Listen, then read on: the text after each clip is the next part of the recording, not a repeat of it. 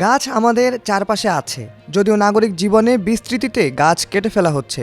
তবে যেখানেই গাছ আছে সেখানেই পাখির আবাস আছে। তবে রাজধানীর ধানমন্ডি লেকের পাশে দেখা মিলেছে ব্যতিক্রম এক দৃশ্যের। লেকের এক পাশে বিভিন্ন গাছে ঝুলে আছে বই রাখার ছোট ছোট বাক্স, দেখতে ঠিক যেন পোষা পাখির ঘরের মতো।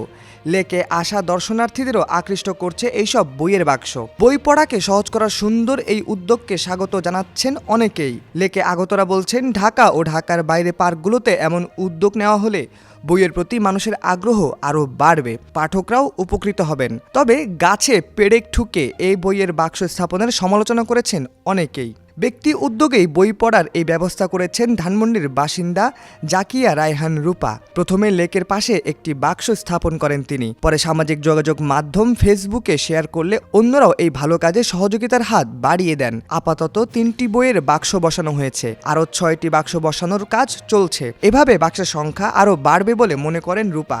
জাকিয়া রায়হান রূপা বলেন, সম্প্রতি আমি ফেসবুকে একজনের ব্লগে দেখতে পাই জার্মানির বিভিন্ন পার্কে বড় বড় বুক সেলফ রাখা হয়েছে। সেখান থেকে অনেকেই বই পড়েন, আবার অনেকেই সেখানে বই ডোনেটও করেন। আমি ভাবলাম জার্মানিতে সম্ভব হলে বাংলাদেশে কেন হবে না, তাই আমি প্রথমে একটি বাক্স বসাই ধানমন্ডি লেকে। যেহেতু এখানে আমার নিয়মিত আসা হয়, আমি ছোট বক্স বাছাই করেছি, কারণ বড় সেলফ হলে দূরে দূরে বসাতে হবে। ছোট হওয়ায় অনেক জায়গায় এই বইয়ের ব্যবস্থা করা যাবে, তখন যে কেউ তার কাছ থেকে বই নিতে পারবেন। মূলত অবসর সময়টাতে যারা পার্কে একটু বিশ্রাম নেন তাদের হাতের নাগালে বই পৌঁছে দিতে এই উদ্যোগটি নেওয়া হয়েছে বলেন রূপা। আমার প্রিয় লেখক মহিউদ্দিন মোহাম্মদ থেকে আমি অনুপ্রেরণা পাই। উনি সবাইকে বই পড়ার প্রতি আগ্রহী করেন। আমি মনে করি যারা লেকে আসেন তারা হাতের নাগালের কাছে বই পেলে পড়তে আগ্রহী হবেন। তা এই পরিবেশটিও বই পড়ার জন্য চমৎকার। সবাই তো সঙ্গে করে বই নিয়ে চলেন না, তাদের জন্য এটি সহজ করবে। এ সময় তিনি দেশের বিভিন্ন প্রান্ত থেকে এই উদ্যোগে অন্যদেরও এগিয়ে আসার আহ্বান জানান। পাশাপাশি সরকারকে উদ্যোগী হওয়ারও পরামর্শ দেন। লেকের পাশে বই পড়ার ব্যবস্থা দেখে আনন্দিত হচ্ছেন সময় কাটাতে আসা মানুষজনও। কেউ কেউ বই হাতে নিয়ে পৃষ্ঠা উল্টিয়ে দেখছেন, কেউ পাশের জনকে বই পড়ে শোনাচ্ছিলেন।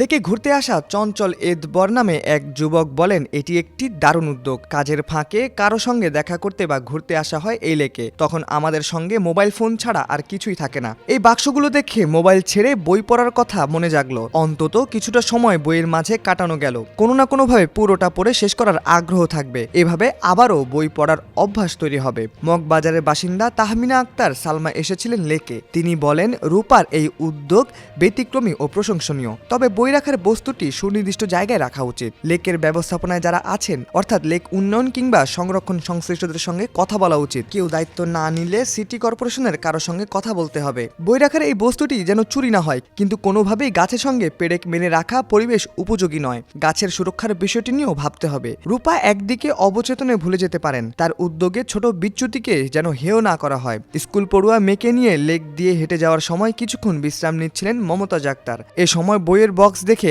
আগ্রহ নিয়ে বই নিয়ে নিজের সন্তানকে পড়ে শোনাতে থাকেন তিনি বলেন, আমাদের সন্তানদের রেগুলার কারিকুলামের বই ছাড়া অন্য কোনো বই তেমন হাতে তুলে দেওয়া হয় না। তারা সিলেবাসের বাইরে অনেক বই পড়ে না, কিন্তু নতুন বই পড়ার যে আনন্দ সেটি তারা পায় না। এ লেকে আজই দেখলাম পড়ার জন্য সুন্দর বুক সেলফে বই রাখা আছে। আমার মেয়েও আগ্রহ দেখালো। লেকে ঘুরতে আসা অনেকেই স্বাগত জানিয়েছেন এই উদ্যোগটিকে। তারা বলছেন, এই ব্যবস্থা প্রতিটি এলাকার পার্কে থাকলে দর্শনীয়দের মধ্যে বই পড়ার অভ্যাস আরও গড়ে উঠবে।